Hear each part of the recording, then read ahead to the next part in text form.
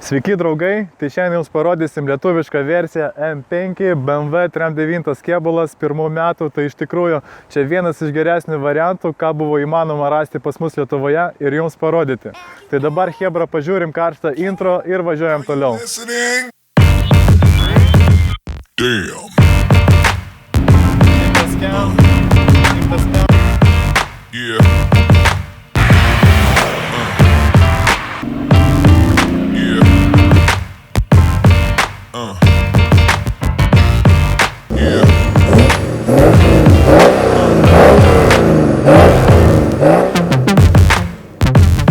Ką chebra, pradėsim nuo išorės. Tai čia mes turim faceliftą.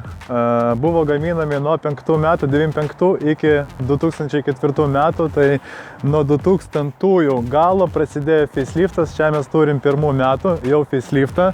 Tai kas pasikeitė facelifte, tai gal prieik arčiau, iš karto parodysim, apeisim aplink. Tai pasikeitė priekiniai žibintai. Turim Angel Lights, prieš tai Angel Lights jokių nebuvo. Taip pat pasikeitė priekinis bumperis, po to iš šono čia daugiau nieks nepasikeitė, viskas liko kaip ir buvo prieš tai. Dar pakeitė faceliftuose galinius diskinius stabdžius, tai diskai tapo didesni, geram stabdymui. Ir iš galo irgi bumperis buvo kitas. Na ir dėl bagažinės, ten nuo 4 ar 3 metų dar prisidėjo šioje vietoje chromas. Čia mes chromo neturim. Bet buvo dar toks skirtumas. Tai iš skirtumų dar būtų galiniai žibintai, irgi tapo lediniai, prieš tai nebuvo ledų. Na ir viskas turbūt jo, iš pakeitimų tarp facelifto ir facelifto iš išorės čia būtų visi pasikeitimai kiti būtų jau viduj. Tai vėliau prie to prieisim. Tai dabar prieisim prie modifikacijų, kas čia buvo padaryta. Tai turim va difuzorių M5 stiliaus, po to išmetimą, gali parodyti iš apačios, jeigu matysis, aišku. Šiaip padaryta tvarkingai, atrodo kaip realus M5. Turim galinio bumperio spliterius iš dviejų pusių, irgi gražiai žiūrisi. Na ir svarbiausias dalykas, Lietuvos fanai supras. M5 ženkliukas. Taip, tai dabar iš modifikacijų, ką čia savininkas buvo pridaręs, sakė, labai daug įkišo į šią mašiną, bet visi pasikeitimai dauguma viduj, tai pamatysit vėliau. Tai dar turim M5 veidrodėlius, kaip galit pastebėti. Chromas čia yra neblizgus, veidrodėliai blizgus. Na ir dabar prieisim prie variklio, atidarysim kapotą. Tai ką mes čia turim įdomaus po kapotu, tai 3 litrų dizelis, 102 kW, tai čia būtų faceliftas, prie faceliftas ėjo 135 kW. Tai variklio gama čia iš tikrųjų labai didelė, tai apie visą nepasakosiu. Iš pagrindinių variklių iš dizelio pusės tai būtų 2 litrai dizelis, 2.5 dizelis, 3 litrai dizelis. Tai apie rekomendacijas, tai 2 litrai dizelis tikrai nevažiuos su šio kėbulo, nes yra sunkus. Tai rekomenduoju 2.5 arba 3 litrai dizelį, nesvarbu 135 ar 102 kW. Iš benzinų pusės turėjom 2 litrai benziną, 3 litrai benziną, 4.4 ir V8, kuris ėjo M5 versijai. Tai iš benzinų ką rekomenduočiau, tai iš tikrųjų 3 litrų benziną arba 3.5. Na ir 4.4. Iš tikrųjų visi varikliai yra gana neblogi ir patikimi. Bet iš tikrųjų ir turėjo problemų. 2 litriniai benzinai turėjo bėdų iš tikrųjų iš benzino kokybės pusės, buvo labai jautrus. Ir beje, dar nepasakiau, dėl dizelinių 2 litrinių irgi turėjo bėdų su kuro pompom, tai nerekomenduoju nei 2 litrų benzą, nei 2 litrų dizelį. Tai iš tokių ligų, kas liečia dar variklius, tai benzininiai varikliai labai buvo jautrus aušinimui, kaisdavo dažnai ir panašiai. Tai dabar dar apeisim išorę, pasižiūrėsim, pasakysiu, į ką verta atkreipti dėmesį apskritai perkant šį automobilį. Tai rekomenduotina nuvažiuoti į servisą ir patikrinti pakabą, nes rekomenduotina kas metus bent jau patikrinti. Po to tikrinam arkas, priekis, galas, nes dažnai rūdija, šlenkščiai irgi rūdija, visas dugnas irgi rūdija. Ir galas bagažinė irgi rūdėjo. Tai į šitas vietas verta būtų atkreipti dėmesį. Tai dabar keliaujam į saloną, nes laukia žiauriai šalta, jau susalom čia kalbėti. Tai važiuojam, prasivažiuosim.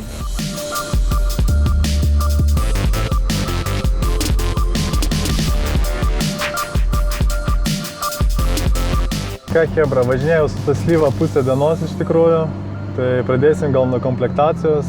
Tai turim šildomas sėdynės, masažą, antipraslydimą kaip ir visur, parktronikus, priekis galas, turim užalaidėlę gale, tai parodysim kaip jinai veikia, gražiai nusileidžia, pasikelia atgal, komfort salonas, memory, individualus salonas, irgi iš kitos pusės gali parodyti, gražiai labai atrodo, labai retai pasitaikomas slyvose. Turim M-kinį vairą, juodas lubas, nežinau, originalas, čia ne originalas, bet visai maloniai pagal pojūtį. Turim liuką, tai pažiūrėsim ar veikia. Veikia, tai daryt pabandysim. Jo, atsidaro, gerai. Ir uždarom, nes šiandien šalta. Tai turim multimediją, čia ne originali, savininkas, kaip sakė, įsidėjo Androidą, tai viskas kaip ir gerai veikia, radijas, muzika, galinės kameros nėra, kiek pastebėjau, bet vis tiek maloniau. Kalbant apie multimediją, tai prie facelifte buvo mažesnis ekranas, jeigu kalbant apie Orgus, o jau facelifte buvo didesni ekranai, liktų 16 ant 9. Ir po to dar buvo vienas pasikeitimas, tai atnaujino softą pačių multimedijų į MP4. Ir dar prisidėjo CD changeris, kuris yra bagažiniai, kur telpa 8 diskai. Tai tokie dalykai. Tai ką, pakalbėsim šiek tiek apie įspūdžius ir panašiai. Tai iš tikrųjų važinėjau pusę dienos, kaip ir sakiau jau. Tai, na ką, dėl komforto, ką aš galiu pasakyti. Čia ratlankiai 9-likiniai, tai komforto nelabai mieste yra, trasoje viskas ok. Nu, bet šiek tiek vis tiek, ant tokių didesnių duobių jinai tokia šokinėja, plaukioja šiek tiek. Tai nėra to tokio stabilumo. Tai komfortas nebent tik trasoje, bet tikrai ne mieste. Apie sąnaudas, tai gal to jums parodysim. Čia turim informaciją. Kokias čia sąnaudas turim? Sąnaudas turim 11,9. Tai iš tikrųjų sąnaudas yra didelės. Atsižvelgiant į šią trauką, kokią mes turim ir ką mes turim čia, tai čia labai daug. Ir aš dar važinėjau šiandien ramiai iš tikrųjų. Iš vis ramiai važinėjom, 11,9 rodo. Kaip savininkas sakė, jinai yra čipota, nieko daugiau nedaryta, tiesiog čipas. Tai toj gal susitarsim su pažįstama, sustosim. Pas ją yra irgi slyva, 3 litrai dizelis, 100 km 2 kW stokas. Nes čia R19 ratlankiai, tai jaučiasi, kad sunkiai jam važiuojasi su jais. Tai pasižiūrėsim, koks bus skirtumas. Tai toj pasuksim pažįstamai, susitarsim galbūt. Ir pasižiūrėsim. Tai kur čia mūsų valina. Įdomu, pakels ar nepakels.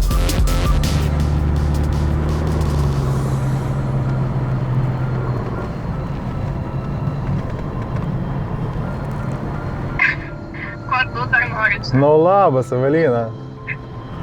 Labą dieną. Kaip ten tavo slyva, dar važiuoja?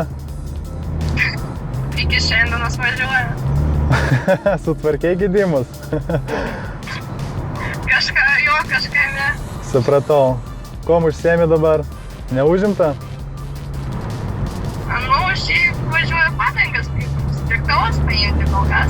Tai gal neverta kol kas pūst padangų, galvoju gal sustot su tavim, sukibimas pas tave bus geresnis.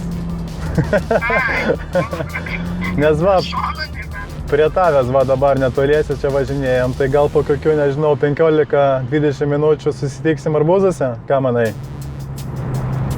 Ką manau, gerai, galima. Galim? Gerai, tai ruošk roges ir mes ruošiam ir važiuojam pas tave. Gerai. Davai, iki.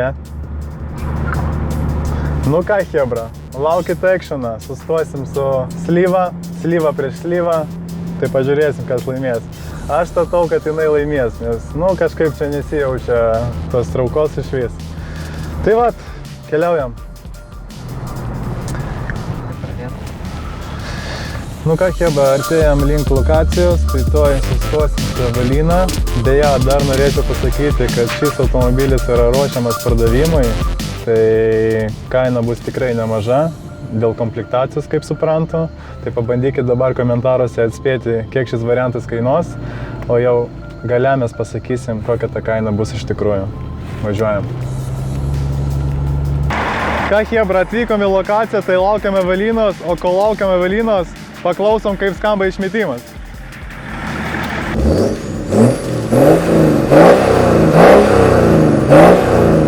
Slyva iš galo važiuoja, viskas kaip priklauso. Dar toks pastebėjimas, norėjau jums pasakyti dėl dėžių.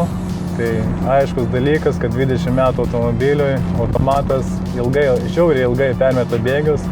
Nesvarbu, tai drivas ar sportas, tai dragam tikrai netinka, bet ką turim, tai išbandysim.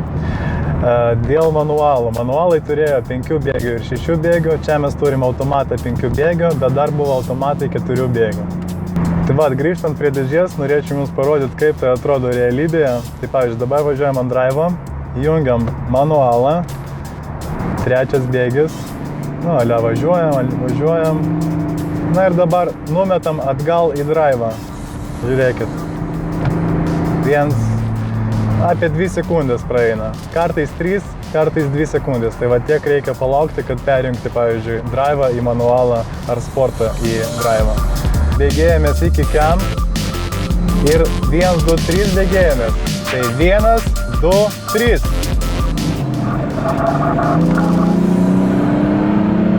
Dugnas. Visgi mūsų geriau važiuoja. Geriau. Laikom kol kas. 100 kiam, 100 šiam ir viskas atleidom. Ok.